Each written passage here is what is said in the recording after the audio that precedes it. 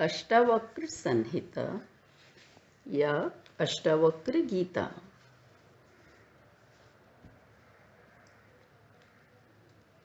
त्रेता युग में लिखी गई जनक व अष्टावक्र मुनि की इस संवाद रूप पुस्तक से अधिकांश लोग अपरिचित हैं।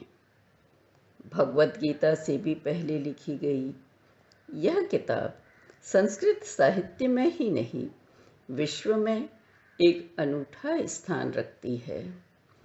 ऐसा आध्यात्मिक ग्रंथ न इसके पहले था, न बाद में कभी भी लिखा जा सका। क्यों? शायद इसलिए कि अष्टावक्र तो जन्म से पहले ही गुरु बन चुके थे। कैसे? आइए जानकारी प्राप्त करते हैं। ऋषि अष्टावक्र मुनि काहूर एवं सुजाता के पुत्र थे। काहूर मुनि वेदों के ज्ञाता, कर्मकांडी पंडित थे। गर्भावस्था में ही पिता से सुन सुनकर अष्टावक्र परम ज्ञानी बन गए थे, पर उनमें कुछ और तत्व भी था। तभी एक दिन गर्भ में से ही उन्होंने पिता को संबोधित कर सत्य की रटन मात्र से हटकर उसे जानने को कहा। अभिमानी पंडित को चोट लगी। पिता थे क्यों तो क्या, गर्भस्थ शिशु को 8 अंग से टेढ़े हो जाने का श्राप दे डाला। श्राप सत्य हुआ और शिशु का नाम अष्टावक्र पड़ गया। राजा जनक की सभा के शास्त्रार्थ में फिलोसॉफिकल कंपटीशन में एक बार पंडित काहूर हार गए थे। विजेता ऋषि की दास्ता करते हुए पिता को छुड़ा लाने के उद्देश्य से 12 वर्षीय अष्टावक्र जनक की सभा में गए। वहां उन्हें देख सभी हंसने लगे। राजा भी हंसे। यह देख अष्टावक्र भी हंस पड़े। जब राजा ने कारण पूछा तो निर्भयता से उन्होंने उत्तर दिया, मैं इसलिए हंसा कि इस चमारों की सभा में कॉबलर्स कांग्रेगेशन सत्य का निर्णय लिया जाता है। सब केवल मेरी देह देख रहे हैं, शरीर देख रहे हैं, मैं किसी को दिखाई नहीं पड़ता। राजा जनक जिज्ञासु थे। अभिमान को चोट तो पहुंची, पर सत्य की किरण भी उनको प्रकाशित कर गई। उन्हें लगा मुझे जिसकी खोज थी वह गुरु मिल गया। अभिमान, अपना ईगो छोड़ उन्होंने अष्टावक्र को गुरु के आसन पर बिठाया। प्रकृति में रमने वाले दीन ब्राह्मण का उपदेश उसी प्रकृति के समान सरल, स्वच्छंद, स्पष्ट और विस्तृत है। अष्टावक्र को जो कुछ कहना था वह बिना लाग लपेट के सीधी सादी भाषा में उन्होंने कह दिया। सत्यार्थी के लिए, सत्य को जानने वाले के लिए कोई साधन नहीं हो सकता। अपना अवलंब, अपना सहारा बस वह स्वयं ही हो सकता है।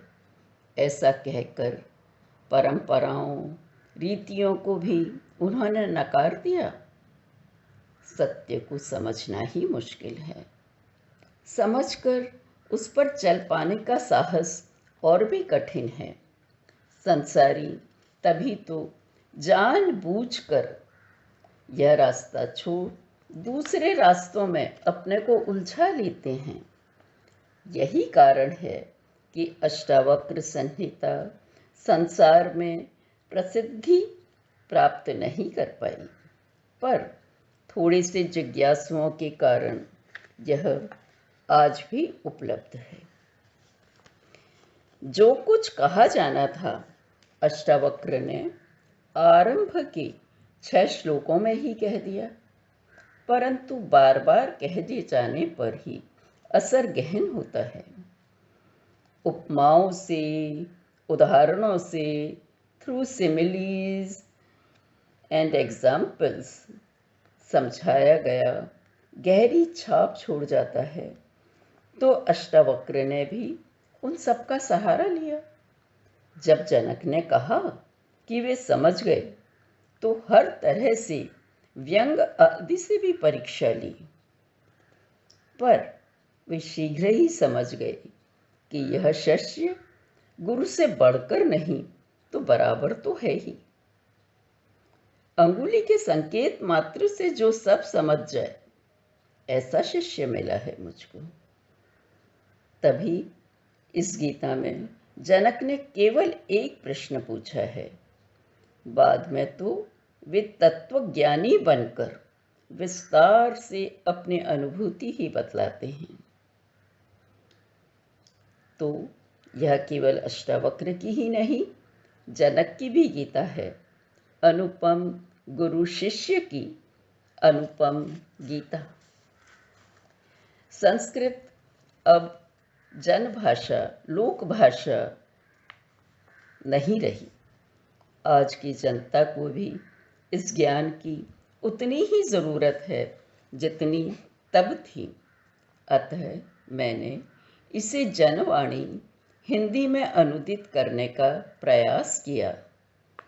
जहाँ तक बन पड़ा, भावार्थ ही नहीं, उन्हीं शब्दों का चयन भी किया, वही शब्द चुने। ये 1989 की बात है।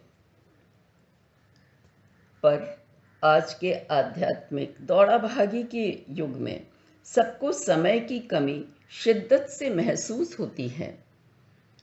तो मैंने अब इसे संक्षिप्त रूप देने का प्रयास किया है, वो हम आगे देखेंगे।